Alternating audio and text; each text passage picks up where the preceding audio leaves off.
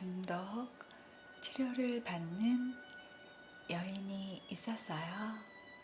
다양한 심리 치료를 받았지만 소용이 없었죠. 치료의 일환으로 심리 치료사가 그녀의 집을 방문하게 되죠.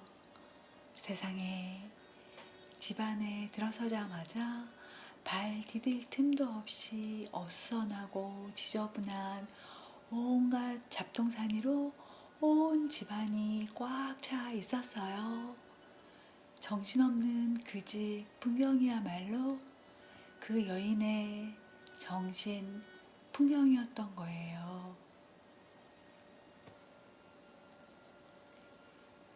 자기 공간을 폭탄 맞은 전쟁터처럼 해놓았다는 건 이 여인이 스스로를 존중할 줄 모르기 때문이에요. 공간 모욕은 자기 모욕이니까요. 심리치료사는 여인에게 정리정돈하고 청소하라는 처방을 내립니다.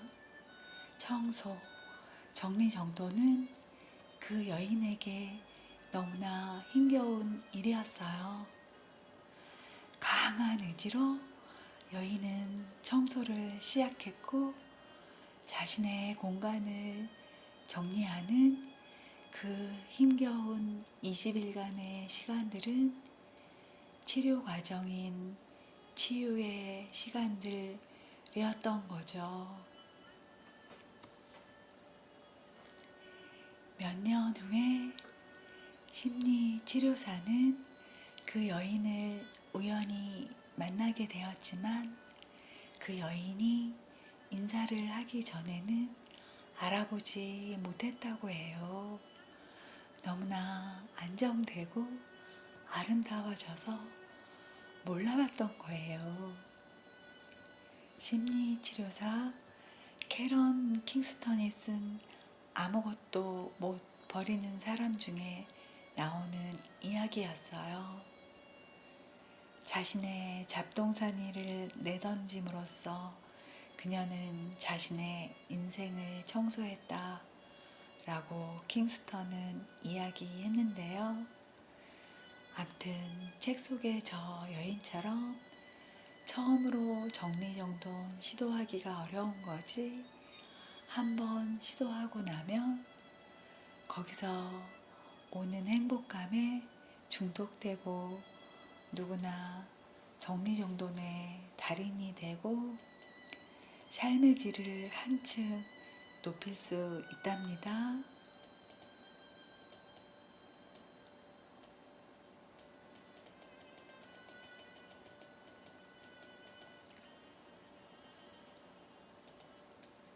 내 공간을 사랑한다는 의미는 잘 정돈되고 청결한 상태인 거죠. 잘 정리된 청결한 내 공간은 내 삶에 대한 존중이며 사랑이며 열정이며 애착입니다.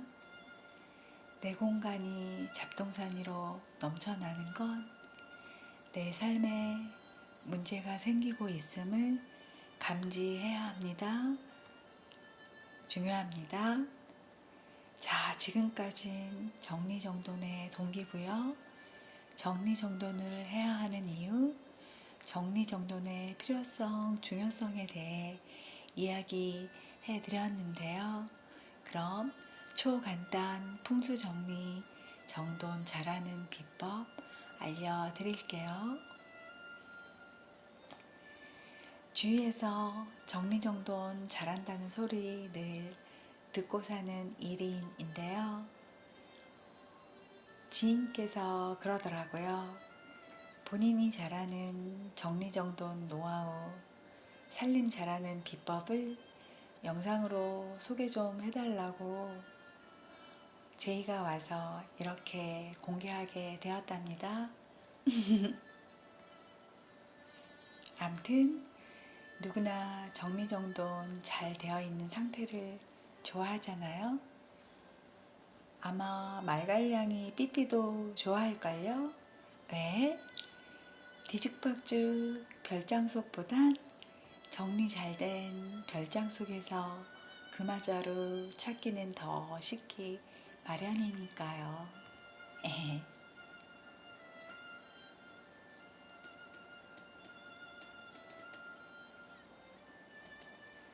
정리정돈 잘 되어 있으면 혹은 정리정돈을 다 하고 나면 가지치기 잘한 나무처럼 마음도 한결 가뿐하고 무언가 막 그런 만복이 넝굴째 들어올 것만 같은데요.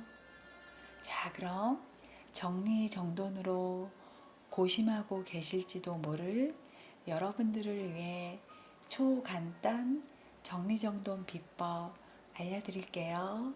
뚜둥! 기왕이면 정리정돈 플러스 건강과 긍정과 만복이 넝굴째 들어오는 풍수 정리법을 소개해 드릴게요. 우선 1편에서는 정리정돈의 기본, 제일 중요한 큰 틀만 말씀드리겠습니다. 그 후 세부적으로 나눠서 디테일하게 비법 말씀드릴게요. 자, 그럼 최고의 정리정돈 잘하는 비법은 과연 무엇일까요? 1번, 네, 맞습니다. 비우기입니다. 아낌없이, 미련 없이 버리기입니다. 재물이 나가는 불필요한 물건을 버리세요. 집이 밝은 기운이 없고 음침하고 스산하다면 대부분 불필요한 물건이 원인이에요. 지인들이 물어보면 저는 망설임 1도 없이 버려! 라는 말이 일바로 나오는데요. 그럼 어떤 이들은 추억이 깃들어서, 추억은 내 마음속에, 기억 속에, 사진 속에 남겨두고 낡고 오래된 사용하지 않는 물건들은 가감히 지금 버리세요. 또 어떤 이들은 새거라도 몇 년이 지나도 사용 안 하는 건 필요한 사람에게 주거나 버리세요. 또 어떤 이들은 나중에 또 필요할까봐 제가 해봤어요. 결국은 10년이 지나도 필요치 않아요. 또 어떤 이들은 아까워서 쌓아두는 게 더 손해입니다. 등등 각양각색의 반응이 나오더라고요.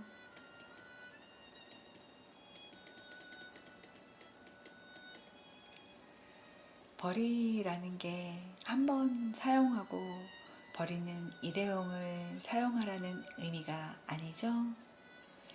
늘 사용하는 오래된 정든 물건을 버리라는 의미도 아니고요. 사용하지 않는 물건, 정리되지 않은 물건, 좁은 장소에 넘쳐나는 물건들을 재활용하라는 의미인 거죠. 물건에도 수명이 있다고 해요. 입지 않는 옷, 이제 읽지 않는 오래된 누렇게 변한 책들, 쓰지 않는 물건들, 이런 인연이 다한 물건들을 붙들고 있으면 그 자리에서 기가 막힌다고 해요. 에너지가 막힘없이 흘러나와야 하듯이 물건도 필요한 이들을 찾아가거나 수명이 다한 물건들은 편히 쉴 수 있게 정리해 주는 게, 그러니까 버리는 게 물건에 대한 예의랍니다. 자, 100리터짜리 종량제 봉투 준비되셨나요? 일단 가구나 큰 물건들을 버리기 전에 무료로 수거해 주는 곳이나 뭐 이런 곳 미리 알아보고 준비하시면 훨씬 효율적인데요. 저는 예전에 책꽂이 하나 버리는데 반나절 걸렸어요. 조립한 거 하나하나 푸느라. 왜 있잖아요. 오늘 이걸 정리하고 버릴 거야 마음 먹으면 꼭 그래야만 하잖아요. 좋은 말론 성취감? 끈기? 나쁜 말론 곰탱이? 암튼 안 쓰는 큰 물건들 다 갖다 버리세요. 자, 2번 정리의 황금 비율입니다.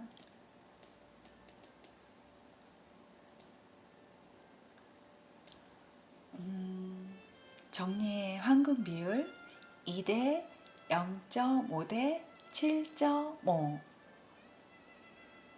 늘 사용하는 꼭 필요한 것들로 2를 채우고 나머지 0.5는 바로 곧 필요할 물건을, 예를 들면 쌀이 떨어질락 말락할 때 미리 준비해 두는 거, 그런 거. 나머지 7.5는 비움의 공간으로 두세요. 세상 어디에도 없는 저만의 풍수 정리정돈 원리입니다. 3번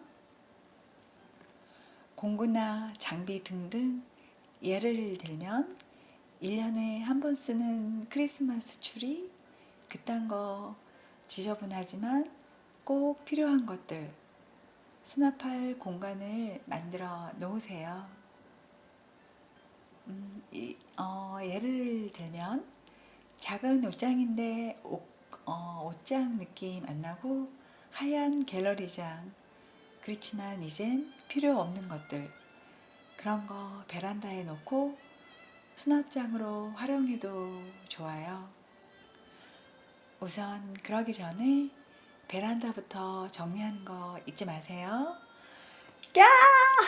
베란다에 쌓아두는 거 옳지 않아요.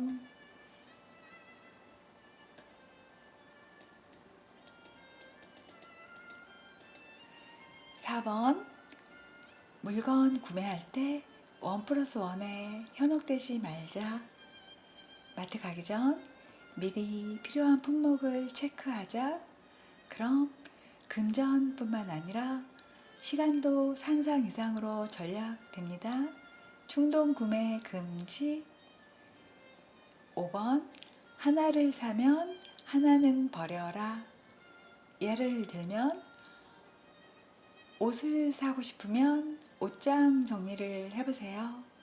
그럼 안 사도 되겠네, 그런 느낌 올 수도 있고요.